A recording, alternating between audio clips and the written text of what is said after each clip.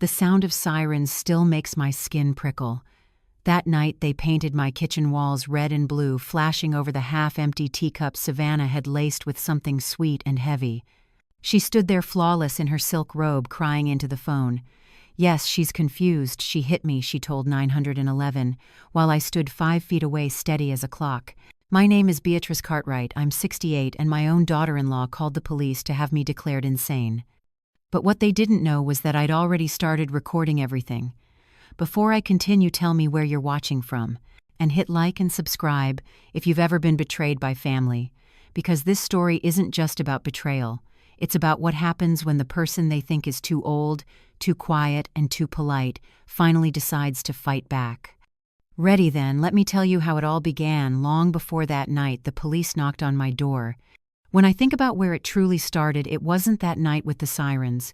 It was years earlier in the narrow hallways of Maple Hollow High, where the smell of chalk dust and floor wax clung to my clothes like perfume. I was the principal then, the woman who could silence a room with a look. Discipline wasn't a word to me, it was oxygen. I used to think that if I kept every rule intact, if I made everything predictable, no one could take advantage of me. Frank used to tease me about that. B, he'd say, hunched over the tiny screws of a grandfather clock in his workshop, time doesn't obey anyone, you just have to learn to move with it. He was a watchmaker, gentle hands, oil under his nails, eyes full of patience. He called me his metronome, steady, unwavering. I called him my pause button. He slowed me down when the world spun too fast. I can still see that workshop, the glow of the small brass lamp, the faint smell of cedar and varnish, the rhythmic tick of pendulums in every corner. Frank believed that time was proof. Never lie about what you did, B. The clock always knows. I didn't realize until much later how right he was. Lucas grew up surrounded by that rhythm, rules from me, patience from Frank. He was a bright boy, good grades, quick laugh, but always chasing shortcuts. The kind who'd study half a chapter and still try to charm his way to an A. Mom, he'd grin, you work too hard. There's always an easier way. Frank would shake his head, and that's how easy becomes expensive. When Frank passed away, a stroke sudden and unfair, the house fell quiet in a way that no sound could fill. The clocks all ticked out of sync for days, as if the heart of the house had stopped beating. I remember standing in the kitchen at 2 a.m., a dish towel still in my hands, staring at the empty chair where he used to sit. The silence was deafening. Lucas came back for the funeral, Savannah at his side.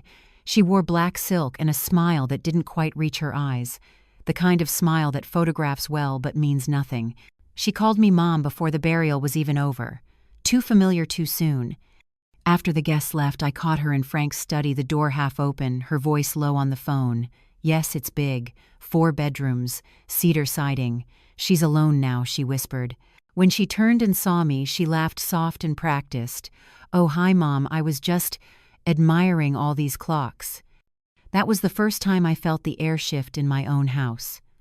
Over the next few months, she came by more often, always with little reasons.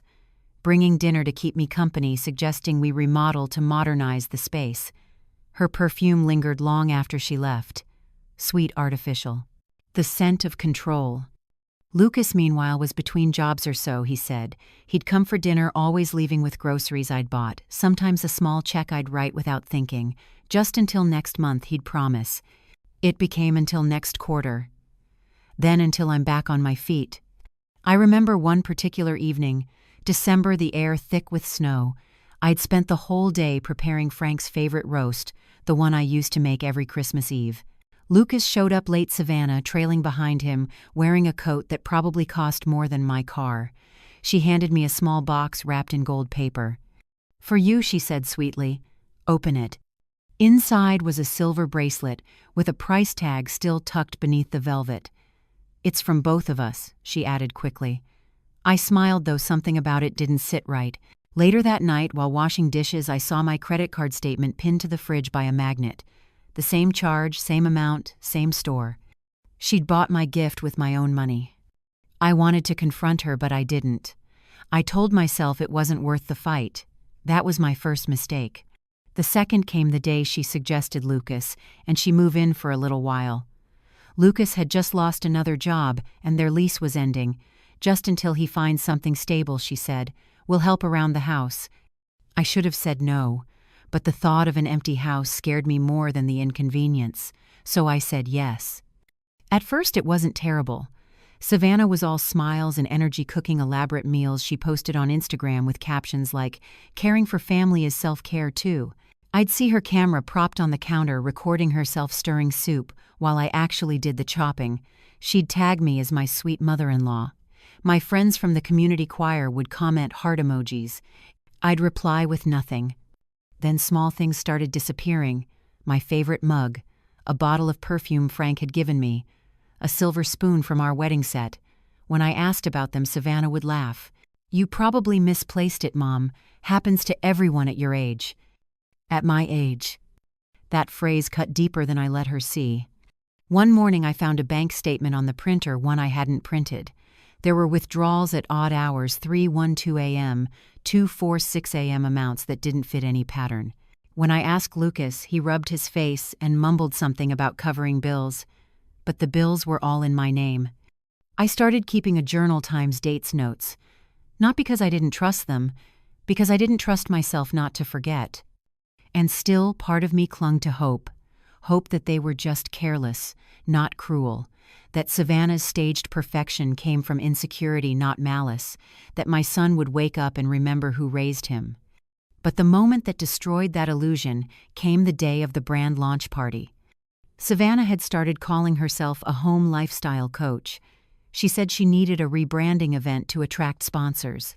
She showed me a glossy proposal catering venue photographers, $45,000. "Savannah," I said quietly, "that's not a business plan. That's a fantasy." She smiled, slow and sharp.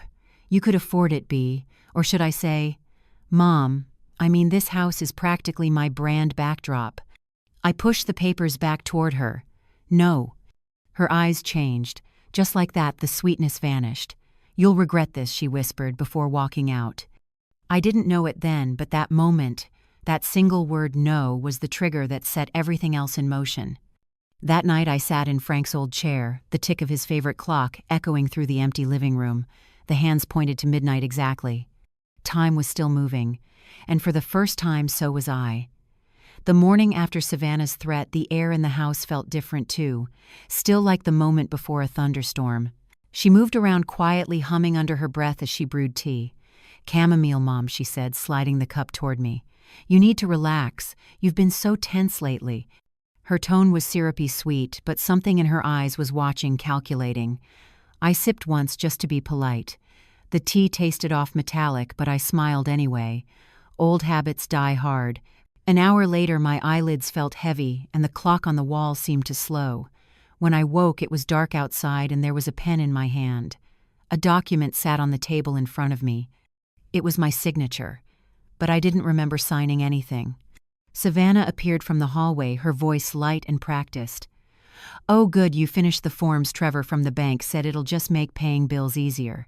She gathered the papers before I could focus on the title, Temporary Power of Attorney. I wanted to argue, but my mouth felt thick, like my words had been stuffed with cotton. "What did you—" "Oh, Mom," she sighed, brushing a hand over my shoulder. "You've been forgetting things lately. It's okay. We're helping." Helping. That word echoed long after she left the room.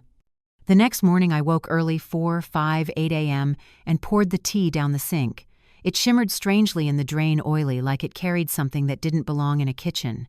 I dumped the rest of the box into the trash. My heart was pounding so hard it made my ribs ache. That was the morning I started recording. I bought a small voice recorder from the hardware store and hid it under the sugar jar. Every time Savannah walked in, I pressed record. At first I told myself it was paranoia. Then 2 days later I caught her on tape whispering to someone on the phone. "She's slipping faster than I thought. The confusion's getting obvious. Yeah, I've got the papers ready, just need the doctor on standby." The doctor. I didn't know who she meant, but I knew I needed help. That's when I called Opal Nguyen, my neighbor from across the street. Opal was the kind of woman who could make even a library seem loud. 71, sharp as glass, with a voice that carried through closed windows. She'd worked in broadcast sound for decades and still spent her evenings editing old tapes for fun. When I told her what was happening, she didn't laugh or pity me. She just said, "Bring me the recorder." We sat in her cluttered den surrounded by reel-to-reel players and blinking meters. She put on her headphones, pressed play, and frowned. Listen to the silence after she hangs up. You hear that click, that's a second line. Someone else is feeding her instructions. My stomach turned. So it's not just Savannah. Opal looked at me over her glasses. No, B. This is organized. You're not the first. She was right. Over the next week, I dug through every paper Savannah had touched. In my files, I found new account numbers I'd never seen before, transfers to a consulting firm called Hale Advisory. When I visited the bank, Trevor Singh, the branch manager, looked startled. Mrs. Cartwright, he stammered, I thought you authorized those. I didn't. He hesitated, lowering his voice. The forms came through your email, digitally signed, from your IP address. That night, I checked my computer's history. Savannah had been using my login. There were emails between her and someone named Victor Hale. I printed everything and locked the papers inside Frank's old filing cabinet, the one with the steel latch. Every sound in the house began to mean something. The fridge hum was a whisper. The creak of the stairs made me flinch. Even the ticking of Frank's clock began to sound like a countdown. Then on a Thursday, Lucas came home looking pale. He sat at the table staring at his hands. Mom, he said finally, Savannah's under a lot of pressure. Maybe if you just let her handle the finances for a bit, things would calm down. I stared at him. My son, the boy who used to bring me wildflowers in a juice glass, was now asking me to hand over my life to a woman who'd been stealing from me. Lucas, I said quietly, do you really believe I'm losing my mind? He looked away. She showed me the papers. The doctor says, What doctor? He swallowed. Dr. Hargrove. I'd never heard the name, but the way Lucas said it, soft, apologetic, made me realize how deep Savannah's web had reached. That night I didn't sleep. Instead, I sat in Frank's chair and stared at the family portrait hanging on the wall, me, Frank, and a 10-year-old Lucas, all wearing matching sweaters. Savannah's reflection shimmered faintly in the glass behind me. The next morning, 2 letters arrived. One was a notice from Golden Horizon Senior Care offering in-home wellness evaluations for elderly clients. The other was a promotional postcard, Protect your assets before it's too late. The logo was identical to the one on Savannah's Hale Advisory forms. It wasn't paranoia. It was a system. I took the letters straight to Opal. She scanned them, muttering under her breath. Golden Horizon's a front. I've seen that name on local news, couple of guardianship fraud rumors last year, but it never stuck. Guess who the spokesperson was? She pulled up a video clip. Dr. Lenora Voss, impeccably dressed, soft-spoken, speaking about eldercare transparency. My goot went cold. Over the next few days, things escalated.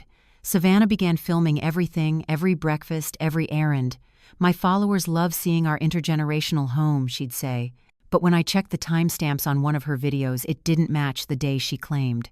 Jonah Rourke, a private investigator Opal knew, confirmed it. This footage was staged.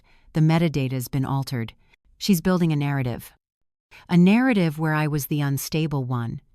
The final straw came one gray morning in late October. I found Savannah at the kitchen table with her phone on speaker. Yes, she's declining fast, she said. It might be time for the emergency hold. I stepped into the room. The what? She didn't flinch, just ended the call and smiled. Oh, Mom, you startled me. Don't worry, it's just a wellness check. But her hand trembled slightly as she lifted her cup. That was the moment I realized I'd been living inside a slow-moving trap. Every kindness had been a setup, every smile a rehearsal, every cup of tea a test. I looked at the clock, Frank's clock still ticking faithfully on the mantel. It was 11:47 a.m. And for the first time since he died, I whispered out loud, "You were right, Frank. Time doesn't lie." I picked up my phone, opened the recording app, and pressed record. I think I said quietly to the empty kitchen, "It's time I stopped being polite." The first real crack came on a Tuesday morning, a week after I started recording. Savannah was in the kitchen again, staging another morning with Mom video. She'd positioned her phone against the toaster sunlight spilling across the counter in a way that made everything look warm and inviting. "Say hi to my followers, Mom," she chirped. "They love how youthful you look for 68. I glanced at the camera, forcing a tight smile. "Morning." What the camera didn't capture, because I knew exactly where her frame ended, was the tremor in my hand as I lifted my cup of tea. I hadn't drunk anything she'd made since the night I woke up foggy, but she didn't know that. I just poured it down the sink when she turned away. Later that day, Opal called me over. "You're going to want to hear this," she said, clicking play on her audio editor. She'd analyzed Savannah's 911 call from last week, the one where she'd accidentally dialed emergency services while arguing with Lucas. "Listen here," Opal said, pointing at the waveform. "Pause. Hear that faint 3-2-1 whisper before Savannah starts crying. That's a cue. Someone's feeding her lines in real time. Someone like Victor Hale." Bingo. The realization burned cold in my stomach. Savannah wasn't improvising. She was following a script. That night, I went to bed early, leaving my phone recording from the nightstand. Around 2:00 a.m., I heard footsteps in the hallway, then the soft creak of my door. Savannah's voice whispered, "She's sleeping. Yes, tomorrow's fine. Dr. Hargrove said she's showing classic paranoia. The file's ready." The next morning, I looked her straight in the eye over breakfast. "Who's Dr. Hargrove?" She froze mid-stir. "Excuse me." "You mentioned him last night," I said, calmly, while I was asleep. Her face drained, then hardened. "You're confused again, Bea. Maybe you should write things down before you embarrass yourself." "I already do," I said, tapping my notebook. "Every day." For a second, I saw something flicker behind her eyes. Fear, maybe, but it disappeared as quickly as it came. Later that afternoon, I stopped by Trevor Singh's office at the bank. He looked exhausted, his tie crooked, a bead of sweat glistening on his temple. "Mrs. Cartwright," he whispered, glancing around. "I checked those account transfers. They're being funneled into something called Golden Horizon Fund. I thought it was a retirement account, but..." "But what?" He hesitated. "It's not in your name anymore. It's under Savannah's, marked as Guardian Proxy." Guardian, the word hit me like ice water. I walked home in the freezing air, the town's maple trees shedding the last of their leaves onto the sidewalks. Everything looked normal, kids walking home from school, cars passing lights blinking in shop windows, but I felt like I was standing in a different world, a world where my own son and his wife were quietly erasing me. When I got home, Lucas was waiting in the living room. He looked like he hadn't slept. "Mom, we need to talk," he said. "About what?" "Savannah told me you've been acting strange. Recording conversations, accusing her of things. You scared her last night." "I scared her," I laughed softly. "That's rich." "Mom, she's trying to help." "Lucas, when's the last time you paid a bill here, bought a single bag of groceries? Do you even know how much you owe me?" He flinched. "That's not fair." "No, what's not fair is being gaslit in my own home by the people I love most." He stared at the floor. "You sound paranoid, Mom." That word. That was the dagger. "Paranoid," I said slowly. "Then you won't mind if I call Dr. Horowitz for a real evaluation. A licensed psychiatrist, one who actually exists." He blinked. "Who?" "You'll see." I walked past him, calm, deliberate, just like I did when breaking up fights in the school hallway. I could feel his confusion trailing behind me like fog. That night, I met Jonah Rourke at the diner on Maple Hollow's Main Street. He was younger than I expected, maybe 40, with tired eyes and a kindness he tried to hide behind sarcasm. I handed him Savannah's phone, which she'd left charging in the kitchen. "Can you pull anything from it?" "Metadata, deleted messages, call logs, sure," he said. "But if she's working with a coordinated group, she's using a burner for the real stuff." "Then we find the burner." He smiled faintly. "You remind me of my mother. She once chased a phone scammer down the street with a broom." "She sounds smart," I said. She was. I didn't know it yet, but that meeting at the diner would become the key turning point the night we started building the case that would unravel Savannah's entire illusion. As I left, the wind cut through my coat sharp and dry. The neon open sign flickered behind me, reflecting on the wet asphalt like a warning light. Somewhere in the distance, church bells chimed 8 o'clock. And I remember thinking, let them think I'm paranoid. Paranoia keeps people alive. The next 48 hours were a blur of small, deliberate movements, each one pulling another thread loose from Savannah's web. Jonah called me first thing the next morning. "You were right," he said. I found deleted messages between Savannah and a number linked to Victor Hale. They've been communicating for months. She sent him scanned copies of your bank statement's ID and property deed. My stomach twisted. What about my signature? They're building a false guardianship petition. He even referred to you as a declining subject. That's not family talk. That's business. Business. I'd spent my entire life teaching children how to tell right from wrong, and here I was reduced to a case file in someone's portfolio. I didn't cry. I just asked Jonah to email everything to Aaliyah Morgan, my attorney.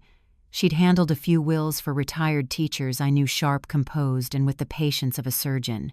When I told her what was happening, she didn't blink. B, you're not the first client to face this. Guardian exploitation is real and it's spreading. But the fact you've documented everything that's gold. What do I do now? She leaned forward. You don't fight emotion with emotion. You fight it with timestamps. That line stuck with me. That evening I came home to find Savannah hosting what she called a wellness dinner. 2 strangers sat at my dining table, both dressed in business casual.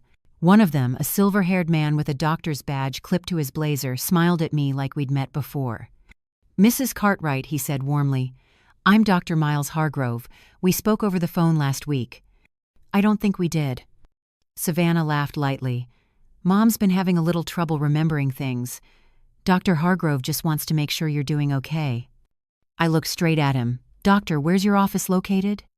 He hesitated just long enough. Downtown near the clinic. Which clinic? Savannah's smile tightened. Mom, you're being rude. No, dear, I said, stepping closer, lowering my voice. I'm being precise. For a long second, no one spoke. Then Dr. Hargrove cleared his throat. I think we can continue this assessment another day. Good idea, I said, opening the door for him. He left without shaking my hand. Savannah glared at me the second the door shut. You're sabotaging yourself. Do you even know how bad this looks? Everyone can see you're unraveling. Everyone, I said quietly. Who's everyone, Savannah? The ones feeding you lines during your 911 calls. Her face twitched. You need help. No, you need an alibi. She stormed off, slamming the door hard enough to rattle Frank's clock on the wall. I steadied it, feeling the steady rhythm beneath my fingers. The pendulum swung on calm, consistent. Unlike me, it never flinched. 2 days later, Jonah texted, found the storage unit. You need to see this. We met just outside town at a row of cold metal garages under a flickering security light. Jonah cut the lock with bolt cutters and swung the door open. Inside were rows of labeled boxes, plastic bins, and a filing cabinet. He pulled one open and handed me a file. Inside were guardianship templates, fake psychiatric reports, and lists of names, elderly people across 3 states. And right there in bold type was mine, subject Beatrice Cartwright, target status compliant. Guardian recommendation, Savannah Reed Cartwright. I stared at the paper until the letters blurred. Compliant. Jonah's voice was low. They thought you'd break quietly. The rage that rose in me was cold, not wild like frost spreading on glass. I took a photo of every document, every file name. When I found a burner phone taped under a drawer, I didn't hesitate. I bagged it in a Ziploc and said, we're taking this straight to Aaliyah. By the time I got home, Savannah and Lucas were waiting for me. Lucas looked nervous, his leg bouncing against the floor. Savannah, though, she was composed, too composed.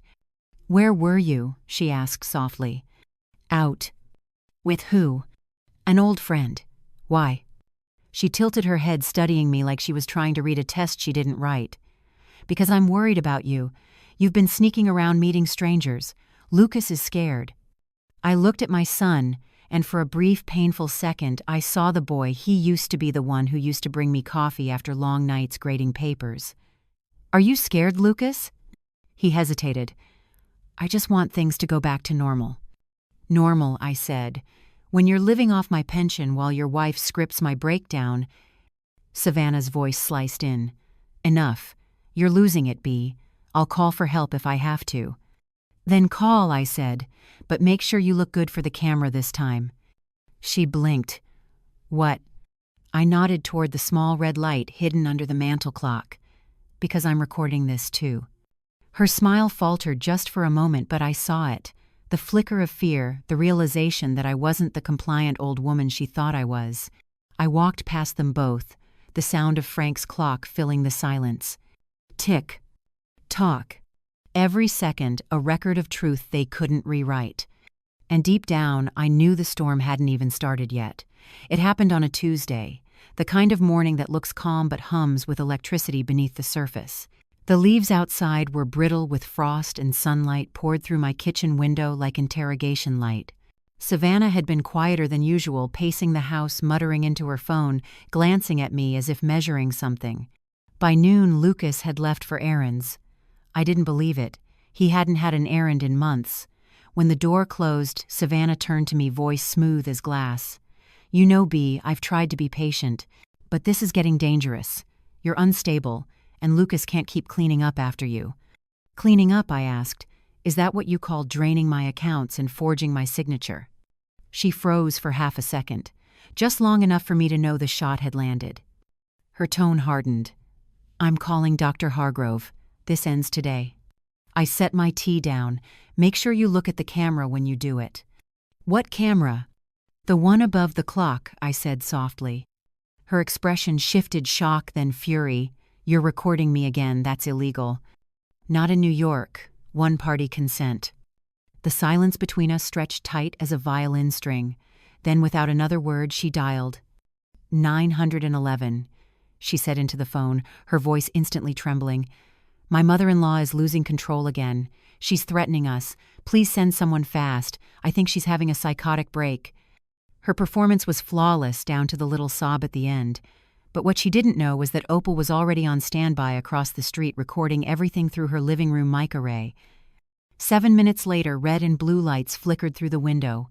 The same pattern as before, 2 officers and a paramedic. But this time there was an addition, a man in a charcoal suit with a stethoscope slung around his neck. Dr. Hargrove. He smiled at me like an actor stepping onto his stage. "Mrs. Cartwright," he said soothingly, "we've met before. I'm here to help." "I don't need your help," I said, calm as stone. "And you're not my doctor." Margaret Savannah began. "It's Beatrice," I corrected cold. "Only people who earn the right can call me by my name." The older officer, same one as last time, shifted uncomfortably. "Ma'am, your daughter-in-law says you've been acting erratically." "Then she should stop drugging my tea." The younger officer blinked. "Excuse me." I handed him the small vial from my pocket, the one Jonah had tested at the lab last night. "That's Zolpidem, a sedative. The residue matches what's been in my tea for months. I'd advise you to have it analyzed." Savannah's smile cracked. "She's making things up. She's delusional." Dr. Hargrove stepped forward. "Mrs. Cartwright, please let's sit down. I just want to assess your mental state." "Funny," I said, "because, according to the state medical board, you lost your license 2 years ago." His face went white. "That's ridiculous." "Not according to the disciplinary record Aaliyah Morgan submitted this morning to the county court." He looked toward Savannah, who was suddenly pale and silent. The older officer's radio crackled. "Dispatch confirming cross-reference Dr. Miles Hargrove suspended license July 2022 malpractice in elder psychiatric evaluation." That was the moment Savannah panicked. "You don't understand. She's manipulating you all. She's not, well..." But the performance was unraveling. I turned to the officer's voice, steady. "You'll find an external hard drive in my desk drawer. It contains audio from Savannah's 911 rehearsals, phone logs between her and a man named Victor Hale, and video of her instructing my son to keep me isolated. It's already been copied to my attorney." The younger officer lifted his hand to his radio, requesting backup and a warrant check on Victor Hale associated with Golden Horizon Senior Care. Savannah lunged toward the counter, grabbing her phone. "You don't know what you're doing, Bea. You'll destroy your own son." "Maybe," I said quietly, "but at least I'll do it honestly." She ran for the back door, but it slammed open before she reached it. Jonah and Aaliyah stepped inside with 2 sheriff's deputies behind them. Jonah held up his phone. "You're not going anywhere, Savannah. We traced your transfers to Hale's account and the storage unit lease in your cousin's name."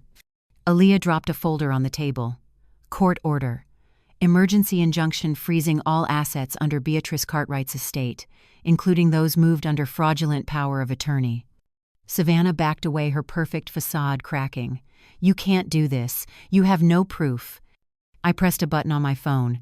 Her own voice filled the room, tinny but unmistakable. "She's slipping faster than I thought. The confusion's getting obvious. I've got the doctor ready. We just need her to sign the house over first." The silence that followed was the loudest sound I'd ever heard. The older officer finally spoke. "Savannah Reed Cartwright, you're under arrest for attempted fraud and conspiracy to commit elder abuse." She screamed a high, sharp sound that seemed to pierce the house. Lucas burst through the front door just in time to see them cuffing her. "Savannah!" he shouted. "What's going on?" I turned to him, feeling both fury and pity. "You might want to sit down, Lucas. Your wife's been auditioning for a prison sentence." He stared at me, then at her. "Tell me it's not true." Savannah didn't answer. She just glared at me, venomous, like an animal caught in a trap. As they led her out, her voice rang down the hallway. "You think this is over, B? You're too old to win. People will still believe me." I looked at the officers, at the cold light spilling across my floor, and finally, I allowed myself to exhale. Outside, Opal stood on her porch, arms crossed, a recorder still running. Got every word she called out. I nodded, my hands steady again for the first time in months. Inside, Frank's clock ticked once, twice, and then chimed noon. Time, my oldest ally. And for the first time since all this began, it was on my side again. The house was quiet after the sirens faded. Just the faint hum of the refrigerator and the steady tick of Frank's clock on the wall. I stood there for a long time, staring at the space where Savannah had stood hours earlier, her voice dripping venom. Lucas sat slumped on the couch, face buried in his hands. "Mom," he whispered, "I didn't know. I swear to God I didn't know she was doing all that." I believed him, but believing didn't erase the damage. "You didn't have to know, Lucas. You just had to look away." He flinched like I'd struck him. "Do you know what hurts the most?" I continued. "Not the money, not the humiliation. It's realizing you let her turn my kindness into a weapon." Tears welled in his eyes. "I'll fix it, Mom. I'll make it right." "No," I said softly. "I'll handle it." Because this wasn't over. Not even close. Aaliyah had stayed after the police left, sorting evidence into neat piles across my kitchen table. "Savannah will face charges, but Victor Hale's still out there," she said, "and Dr. Lenora Voss, the one running Golden Horizon, she's protected by layers of shell corporations. We can't touch her yet." I looked at the manila folder marked Golden Horizon. Photos, contracts, fake medical evaluations. Hundreds of elderly names. My heart clenched. How many people like me? At least 20, we can confirm. Maybe more. They pick widows, retirees, anyone isolated enough to disappear quietly. I stared out the window. The sun was setting, painting the snow outside a bruised pink. The kind of color that looks soft but hides the cold underneath. Then, I guess we don't let them stay hidden. Aaliyah studied me. "What are you thinking?" "I was a principal for 40 years, I said. My job was to keep order. To make sure bullies didn't run the halls. I met her eyes. Now I'm going to make sure they don't run the system." Opal arrived just before dark, her recorder slung over one shoulder. "Got the cleaned up audio," she said, grinning. "Crystal clear. Savannah's confession, Hargrove's fake credentials, Hale's instructions, it's all there. You could teach a class with this." "Maybe I will," I said. That night I sat at my desk under the soft hum of my old desk lamp, writing a letter not to Lucas, not to the police, but to the Department of Justice. I attached copies of the recordings, the storage photos, and a list of the names from Golden Horizon's files. At the bottom I signed my name carefully, my pen steady, Beatrice M. Cartwright. As I sealed the envelope, the wind howled outside, rattling the windows. Somewhere in the distance the church bell struck 6 times. 6 chimes, one for every decade I'd lived. And for the first time I wasn't counting what I'd lost. I was counting down. Because they thought they'd silenced an old woman. But all they'd really done was give her the one thing. She'd spent a lifetime perfecting discipline, patience, and proof. The kind of proof that never fades. The kind that time itself can't erase. If you've ever felt like the outsider in your own family, hit subscribe. Because stories like mine aren't just stories, they're warnings. I was Beatrice Cartwright, the woman my daughter-in-law tried to erase. but I'm still here standing, recording, and making sure every second counts. If you know someone like Savannah, someone who hides cruelty behind a smile, share this video. Let them know we're watching now. Because this story isn't over. Not for me, not for the ones they haven't silenced yet. And as long as Frank's clock keeps ticking, neither am I.